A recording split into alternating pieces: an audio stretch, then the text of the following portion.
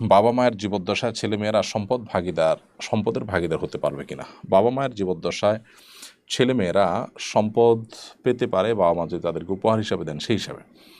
তবে কোরআন সুন্নাহ বর্ণিত হার অনুযায়ী ছেলেমেয়েরা যে সম্পদের ভাগ পাওয়ার কথা সেটা হলো বাবা মার মৃত্যুর পর। সেটা জীবদ্দশায় কখনো তারা নিতে পারেন না। হ্যাঁ, জীবদ্দশায় বাবা মা যদি খুশি হয়ে সন্তানদের মধ্যে ভাগযোগ করে দিয়ে দেন, ঠিক আছে, ছেলেকে কিছু দিলেন, মেয়েকে কিছু দিলেন, ভাগযোগ করে তাদেরকে সম্পদ দিয়ে দেন, তাহলে সেটা জায়েজ আছে, এটা একান্ত বাবা মার ব্যাপার। কিন্তু তারা দিলেও সেক্ষেত্রে সমতা বজায় রেখে তারপর দিতে হবে।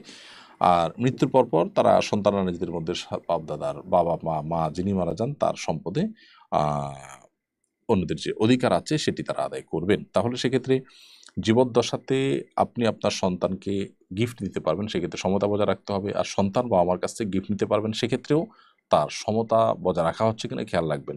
আপনাকে আপনার বাবা বেশি দিলেন, মা বেশি দিলেন, হ্যাঁ, বেশি দেওয়ার একটা যৌক্তিক গ্রাউন্ড থাকতে পারে। চলো যে কেউ কোনো কারণে অগ্রাধিকার পাওয়ার হক রাখে, যেমন সে পিছিয়ে আছে, সে একটু শারীরিকভাবে উইক, সে একটু বেশি খেদমত করেছে, বা সে একটু ভালো মানুষ, সে কারণে তাকে কোনো কিছু দেওয়া হলো স্পেশালি, সেটা কিন্তু জায়েজ আছে, না জায়েজ নয়। এমনিতে ভাগ করবে যখন তখন সমান হারে ভাগ করতে হবে।